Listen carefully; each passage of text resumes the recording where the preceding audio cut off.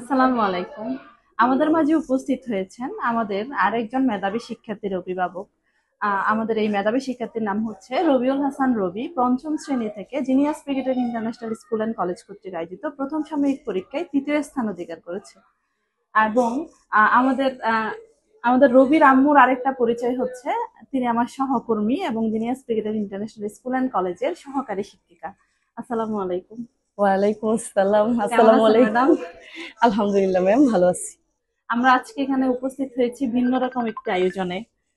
আপনি জানেন যে আপনার বাচ্চা তৃতীয় স্থান অধিকার করেছে জি। এবং একই সাথে যারা যারা সেরা শিক্ষার্থী নির্বাচিত করেছে তাদেরকে আমরা পুরস্কৃত করছি, সম্মানিত করছি অভিভাবকদের।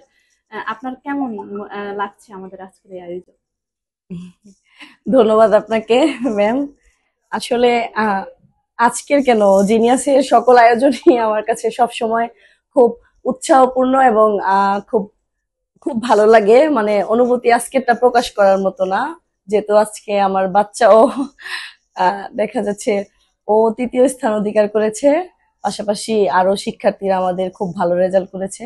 স্যার তাদেরকে আরো উৎসাহ দেওয়ার জন্য যে আজকের আয়োজন, খুব ভালো লাগলো। আপনার বাচ্চা জিনিয়াসে কত বছর ধরে পড়ে? আমার বাচ্চা ক্লাস 1 থেকে পড়ছে। ক্লাস 1 থেকে এখন জি। ক্লাস 5-এ। জি। আপনার কি মনে হয় সে জিনিয়াসে ভর্তি হওয়ার পর তার মাঝে মানে অনেক ইতিবাচক কি পরিবর্তন এসেছে? আপনি কি খুব ভালো কোনো পরিবর্তন লক্ষ্য করছেন? হ্যাঁ, জি, অবশ্যই লক্ষ্য করছি। যেমন আমার বাচ্চাকে আমি বাসায় খুব কম সময় দিই, ও দিনের বেশিরভাগ সময়টা দেখা যায় স্কুলেই কাটায়। মানে স্কুল থেকে যেভাবে মানে টিচাররা যে পরিমাণ আন্তরিক, স্কুল থেকে মানে ও যেভাবে শিখে যায়, মানে তা থেকে ওর 80% পড়া হয়ে যায়। মানে 80% পড়া ক্লাস থেকেই আদায় হয়ে যায়। এরকম আমার বাসায় খুব একটা সময় দিতে হয় না, এরকম। যদি বাচ্চারা ভালো রেজাল্ট করতে চায় কিংবা সেরা শিক্ষার্থী নির্বাচিত হতে চায়, তাদের জন্য আপনার কি উপদেশ থাকবে? তাদের জন্য অবশ্যই উপদেশ থাকবে স্কুলের যে রুলস গুলো আছে সেগুলো ফলো করা। অবশ্যই সেগুলো ফলো করা মানে নিজে ভালো কিছু করবে তার জন্য কাজ করা।